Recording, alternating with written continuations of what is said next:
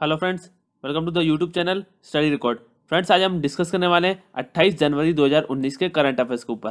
Friends, हम लोग current affairs पर इसलिए डिस्कस कर रहे हैं क्योंकि हमारे एग्जाम पॉइंट ऑफ व्यू से जो करंट अफेयर्स का वेटेज है वो 10 से 15 क्वेश्चन हर एग्जाम की शिफ्ट में करंट अफेयर्स से पूछे ही जाते हैं। और अब जो करंट अफेयर्स का वेटेज हो गया है हमारे एग्जाम पॉइंट ऑफ व्यू से वो बहुत ही ज़्यादा बढ़ गया है, इसलिए फ्रेंड्स हम डेली करंट अफेयर्स पर डिस्कस कर रहे हैं।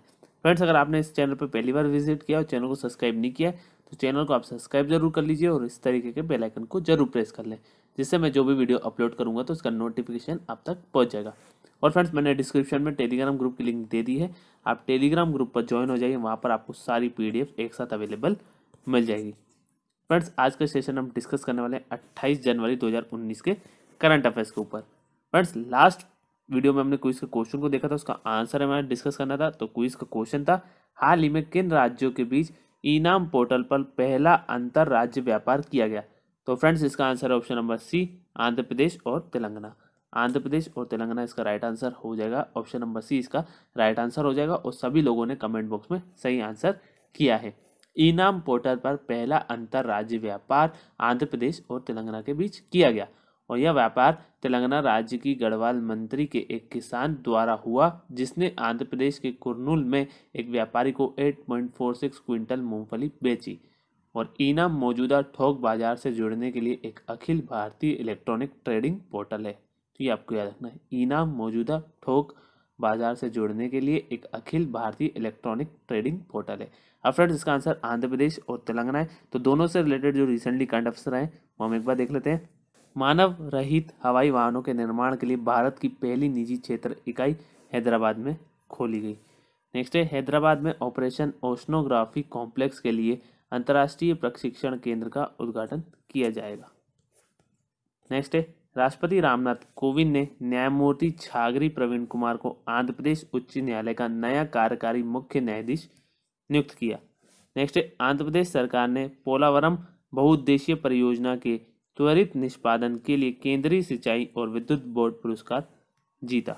ये आपको याद रखना है। नेक्स्ट है, Andhra Pradesh Asia competitive institute 2018 ease of doing business index में सबसे ऊपर है। नेक्स्ट है, मुख्यमंत्री एन चंद्रबाबू ने कुर्नूल शहर के पास ओरवाकल्लू में आंध्र प्रदेश के 7वें हवाई अड्डे का उद्घाटन किया। नेक्स्ट है, फेफड़ों के स्वास्थ्य पर 50वां संघ विश्व सम्मेलन हैदराबाद में आयोजित किया जाएगा। नेक्स्ट है, तेलंगाना के MNJ institute of oncology and regional cancer centre का नाम Guinness book of world record में दर्ज किया गया है। नेक्स्ट है, केंद्रीय पर्यावरण मंत्रालय ने तेलंगाना में सीताराम लिफ्ट सिंचाई परियोजना के लिए अंतिम पर्यावरण मंजूरी दी है।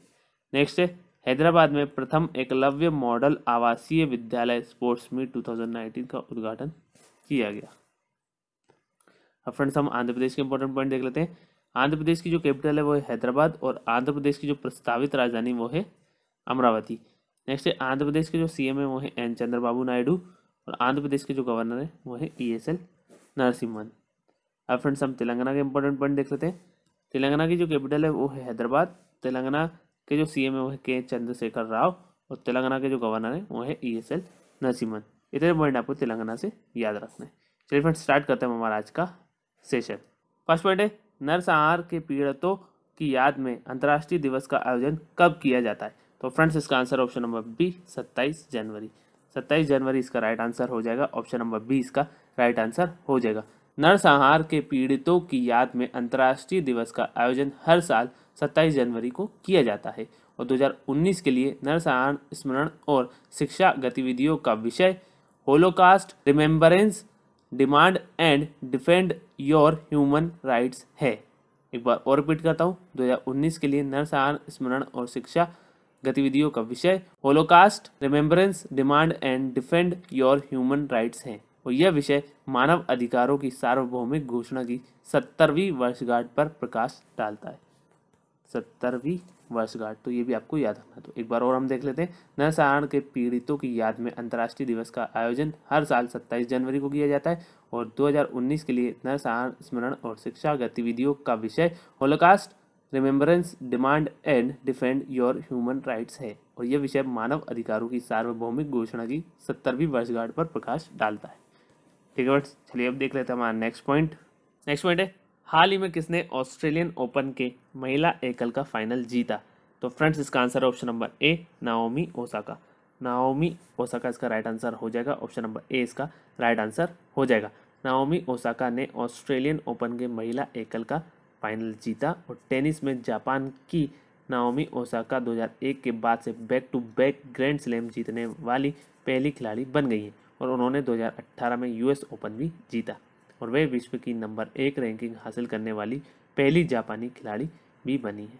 तो ये आपको याद रखना है, नाम आपको याद रखना है, नाओमी ओसाका।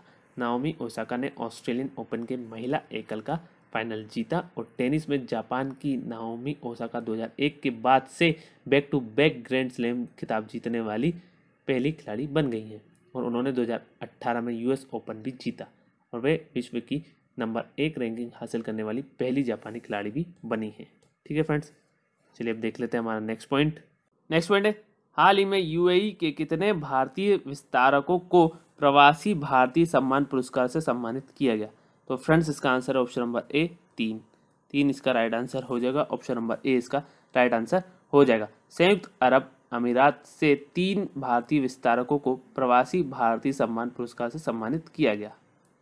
गिरीश पंत, सुरेश सिंह कंधारी और डॉक्टर जुलेखा दाऊद को यह पुरस्कार प्रदान किया गया। तो ये आपको याद रखना है, गिरीश पंत, नेक्स्ट है सुरेंद्र सिंह कंधारी, सुरेंद्र सिंह कंधारी और नेक्स्ट है डॉक्टर जुलेखा दाऊद, जुलेखा दाऊद। तो ये 3 नाम आपको याद रखना है, गिरीश पंत, सुरेंद्र सिंह कंधारी और डॉक्टर जुलेखा दाऊद को यह पुरस्कार प्रदान किया गया है। और प्रवासी भारतीय सम्मान पुरस्कार एक अनिवासी भारतीय मूल के व्यक्ति या एनआरआई या पीआईओ द्वारा संचालित संस्था या संस्थान को राष्ट्रपति द्वारा दिए जाने वाला सर्वोच्च सम्मान है। तो ये आपको याद रखना है। तो एक बार और हम देख लेते हैं, संयुक्त अरब अमीरात से 3 भारतीय विस्तारकों को प्रवासी भारतीय सम्मान पुरस्कार से सम्मानित किया गया और ये जिनको दिया गया है उनके नाम है गिरीश पंत, सुरेंद्र सिंह कंधारी और डॉक्टर जुलेखा दाऊद को यह पुरस्कार प्रदान किया गया। और प्रवासी भारतीय सम्मान पुरस्कार एक अनिवासी भारतीय मूल के व्यक्ति या एनआरआई या पीआईओ द्वारा संचालित संस्था या संस्थान को राष्ट्रपति द्वारा दिए जाने वाला सर्वोच्च सम्मान है। ठीक है फ्रेंड्स, तो ये आपको याद रखना है। चलिए फ्रेंड्स अब देख लेते हैं हमारा नेक्स्ट पॉइंट। नेक्स्ट पॉइंट है, हाल ही में अंडमान और निकोबार द्वीप समूह में नौसेना प्रमुख एडमिरल सुनील लांबा द्वारा कमीशन किए गए नए नौसेना एयरबेस का नाम क्या है? तो फ्रेंड्स इसका आंसर है option number B, INS Kohassa. INS Kohassa इसका राइट आंसर हो जाएगा। ऑप्शन नंबर बी इसका राइट आंसर हो जाएगा। नौसेना प्रमुख एडमिरल सुनील लांबा ने अंडमान और निकोबार द्वीप समूह में नए नौसेना एयरबेस आईएनएस कोहासा का कमीशन किया और एयरबेस का इस्तेमाल डोर्नियर जैसे हेलीकॉप्टर और छोटे विमानों के संचालन को संभालने के लिए किया जाएगा। और आईएनएस कोहासा भारत का 4था हवाई अड्डा और अंडमान में 3री नौसैनिक वायु सुविधा होगी जो संचार और रणनीतिक बिंदुओं के प्रमुख समुद्री लेन को देखती है। तो ये आपको याद रखना है, आईएनएस कोहासा। एक बार और हम देख लेते हैं, नौसेना प्रमुख एडमिरल सुनील लांबा ने अंडमान और निकोबार द्वीप समूह में नए नौसेना एयरबेस आईएनएस कोहासा का कमीशन किया और एयरबेस का इस्तेमाल डोर्नियर जैसे हेलीकॉप्टर और छोटे विमानों के संचालन को संभालने के लिए किया जाएगा। और आईएनएस कोहासा भारत का 4था हवाई अड्डा और अंडमान में 3री नौसैनिक वायु सुविधा होगी जो संचार और रणनीतिक बिंदुओं के प्रमुख समुद्री लेन को देखती है। ठीक है फ्रेंड्स, चलिए अब देख लेते हैं हमारा नेक्स्ट पॉइंट। नेक्स्ट पॉइंट है, हाल ही में रेलवे सुरक्षा बल ने कहा कि कामख्या रेलवे स्टेशन पर जयमती वाहिनी के रूप में समर्पित आरपीएफ के महिला दस्ते का शुभारंभ किया। तो फ्रेंड्स इसका answer option number C, Guwahati. Guwahati इसका राइट आंसर हो जाएगा। ऑप्शन नंबर सी इसका राइट आंसर हो जाएगा। रेलवे सुरक्षा बल गुवाहाटी के कामख्या रेलवे स्टेशन पर जयमती वाहिनी के रूप में समर्पित आरपीएफ के महिला दस्ते का शुभारंभ किया है और इस दस्ते में रेलवे सुरक्षा बल की महिला सब इंस्पेक्टर और कांस्टेबल शामिल है। और जयमती वाहिनी का मुख्य उद्देश्य रेलवे परिसर और ट्रेनों के भीतर गुवाहाटी क्षेत्र के आसपास महिला सुरक्षा को मजबूत करना है। तो ये नाम आपको याद रखना है, जयमती बहानी। तो एक बार और हम देख लेते हैं, रेलवे सुरक्षा बल गुवाहाटी के कामख्या रेलवे स्टेशन पर जयमती बहानी के रूप में समर्पित आरपीएफ के महिला दस्ते का शुभारंभ किया है और इस दस्ते में रेलवे सुरक्षा बल की महिला सब इंस्पेक्टर और कांस्टेबल शामिल है और जयमती बहानी का मुख्य उद्देश्य रेलवे परिसर और ट्रेनों के भीतर गुवाहाटी क्षेत्र के आसपास महिला सुरक्षा को मजबूत करना है। अब फ्रेंड्स इसका आंसर गुवाहाटी है, तो गुवाहाटी कहाँ पर है? वो है असम में। तो असम से रिलेटेड जो रिसेंटली करंट अफेयर है वो हम एक बार देख लेते हैं। डीओएनईआर मंत्री डॉक्टर जितेंद्र सिंह ने जोरहाट असम में प्रौद्योगिकी सुविधा केंद्र के नए विज्ञान केंद्र की नींव रखी। नेक्स्ट है, गुवाहाटी अंतर्राष्ट्रीय फिल्म समारोह का दूसरा संस्करण असम में शुरू हुआ। नेक्स्ट है, पूर्वोत्तर के लिए नीति फोरम की दूसरी बैठक गुवाहाटी में आयोजित की गई। नेक्स्ट है, असम ने किसानों के कल्याण के लिए 3 योजनाओं की घोषणा की है और ये 3 योजनाएं हमने डिस्कस की हैं पिछले वीडियोस में, तो आप देख लें पुराने वीडियोस। नेक्स्ट है, 12 दिवसीय द्विजिंग महोत्सव का तीसरा संस्करण असम में आयोजित किया जाएगा।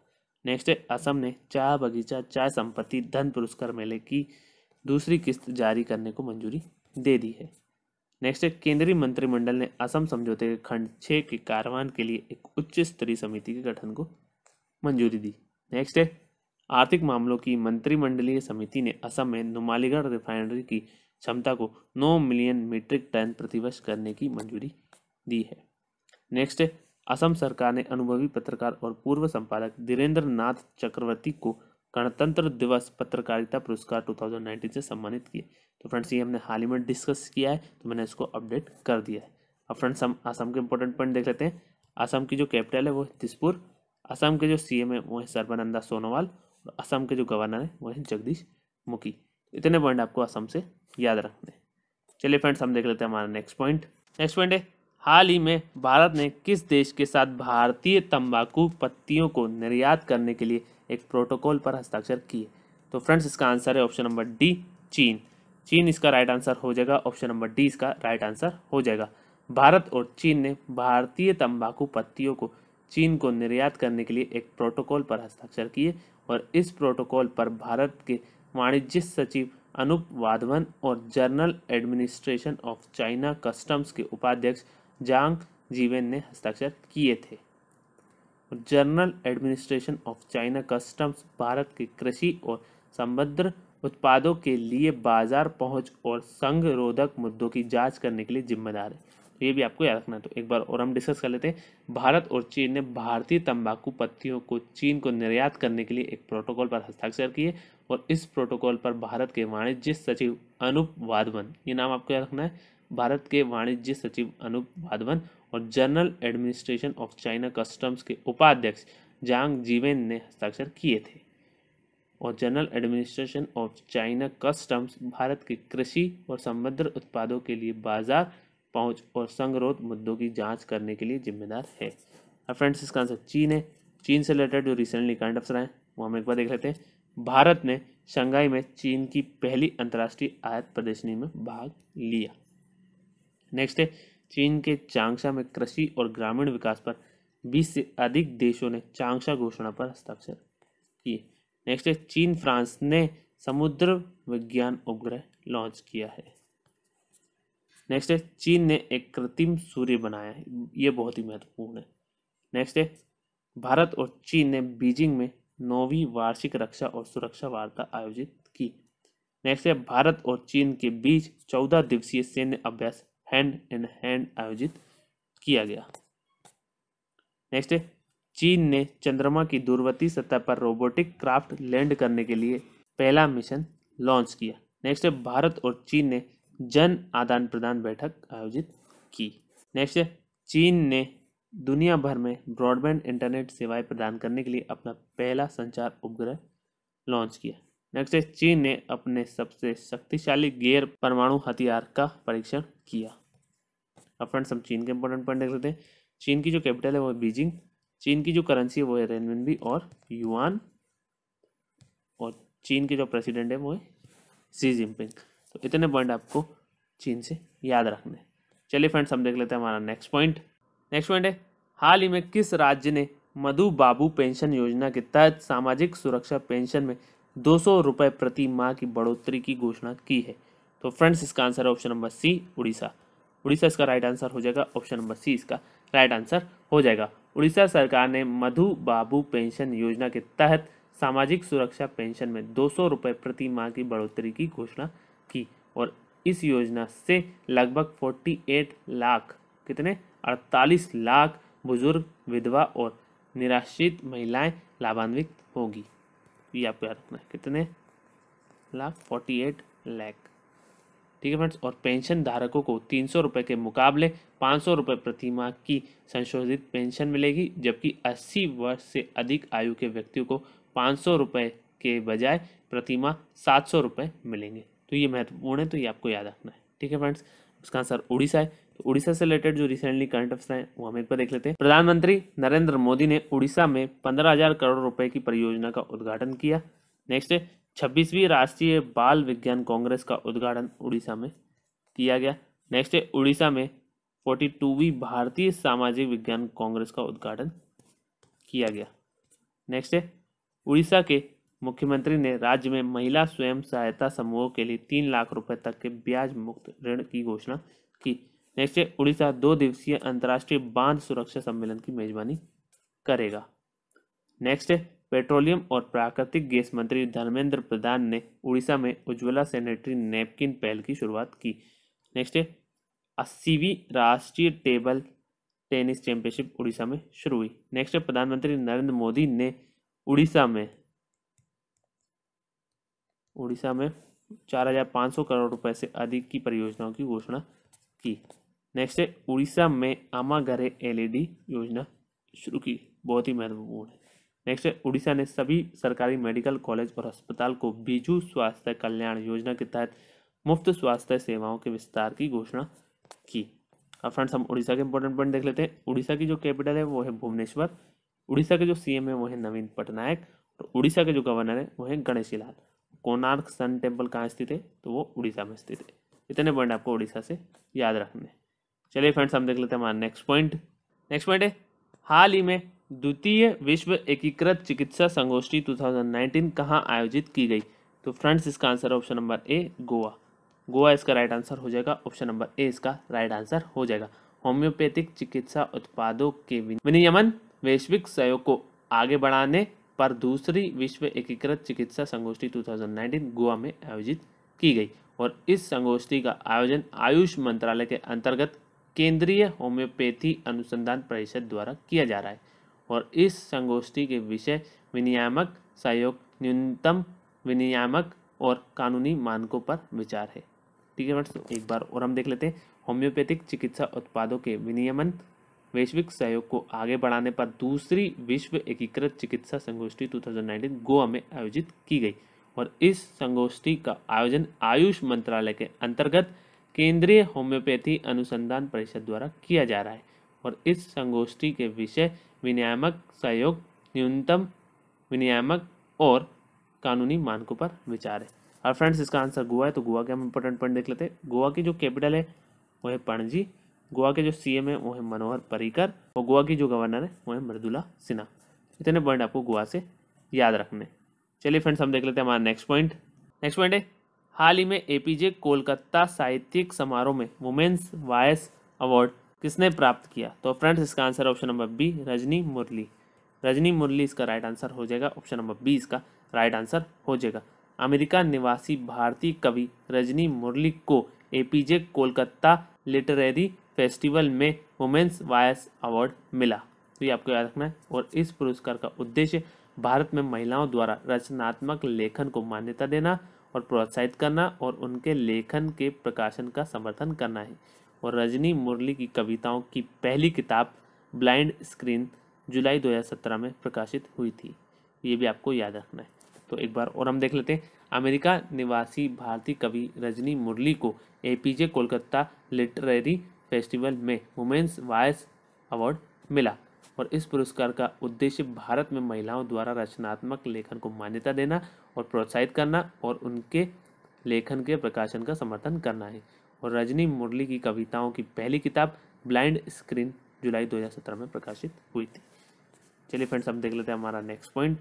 नेक्स्ट पॉइंट है हाल ही में इसराइल और अमेरिका के रक्षा मंत्रालयों ने इसराइल के एयरबेस पर तैनात किस नाम के बैलिस्टिक मिसाइल इंटरसेप्टर्स का सफलतापूर्वक परीक्षण किया है? तो फ्रेंड्स इसका आंसर है option number C, arrow 3। Arrow 3 इसका राइट आंसर हो जाएगा। ऑप्शन नंबर सी इसका राइट आंसर हो जाएगा। इसराइल और अमेरिका के रक्षा मंत्रालय ने इसराइली एयरबेस पर तैनात एरो 3 नाम के बैलिस्टिक मिसाइल इंटरसेप्टर्स का सफलतापूर्वक परीक्षण किया है। और एरो 3 इंटरसेप्टर प्रणाली को वायुमंडल के ऊपर मिसाइलों को मारने के लिए डिज़ाइन किया गया है। और इंटरसेप्टर प्रणाली को इसराइल की सबसे अधिक ऊंचाई वाली मिसाइल इंटरसेप्शन प्रणाली के रूप में बनाया गया है। तो ये भी आपको याद रखना है। ठीक है फ्रेंड्स, यहाँ इसराइल और अमेरिका दोनों की बात हो रही है, तो दोनों के इंपॉर्टेंट पॉइंट हम देख लेते हैं। पहले हम कुछ करंट अफेयर्स देख लेते हैं जो कि अमेरिका से रिलेटेड है। भारत और संयुक्त राज्य अमेरिका के बीच ब्रज काया नामक सामरिक अभ्यास आयोजित किया गया। नेक्स्ट है, नेवाड़ा अपनी विधायिका में कुल महिला बहुमत वाला अमेरिका का पहला राज्य बन गया है। नेक्स्ट है, अमेरिका के वैज्ञानिकों ने अंटार्कटिका से एक टेलीस्कोप को सफलतापूर्वक लॉन्च किया है। अब फ्रेंड्स हम अमेरिका के इंपॉर्टेंट पॉइंट देख लेते हैं। अमेरिका की जो कैपिटल है वो है वाशिंगटन डीसी। अमेरिका की जो करेंसी है वो है यूनाइटेड स्टेट्स डॉलर। और अमेरिका के जो प्रेसिडेंट है वो है डोनाल्ड ट्रंप। अब फ्रेंड्स हम इसराइल के इंपॉर्टेंट पॉइंट देख लेते हैं। इसराइल की जो कैपिटल है वो है जेरूसलम। इसराइल की जो करेंसी है वो है इजरायली न्यूज़ शेकल। और इसराइल के जो प्रेसिडेंट है वो है रेउवेन रिवलिन। चलिए फ्रेंड्स हम देख लेते हैं हमारा आज का क्विज का क्वेश्चन। आज का जो क्विज का क्वेश्चन है वो है, हाल ही में किस देश के साथ भारत ने आपदा नियंत्रण, खोज और बचाव अभ्यास आयोजित किया? तो फ्रेंड्स इसका आंसर आप मुझे कमेंट बॉक्स में कमेंट करके बताएंगे। नेक्स्ट वीडियो में हम इस क्विज के आंसर को डिस्कस करेंगे। आई होप फ्रेंड्स आप सभी को ये वीडियो पसंद आया होगा। अगर फ्रेंड्स आपको ये वीडियो पसंद आया तो लाइक ज़रूर करें, शेयर करें अपने फ्रेंड्स के साथ। और स्टडी से रिलेटेड कोई भी व्हाट्सअप ग्रुप हो तो उस ग्रुप में आप इस वीडियो को जरूर शेयर कर दीजिए। और फ्रेंड्स अगर आपने चैनल को अभी तक सब्सक्राइब नहीं किया तो चैनल को आप सब्सक्राइब जरूर कर लीजिए और इस तरीके के बेल आइकन को जरूर प्रेस कर लें, जिससे मैं जो भी वीडियो अपलोड करूँगा तो उसका नोटिफिकेशन आप तक पहुँच जाएगा। Thank you friends for watching. Have a nice day. Thank you.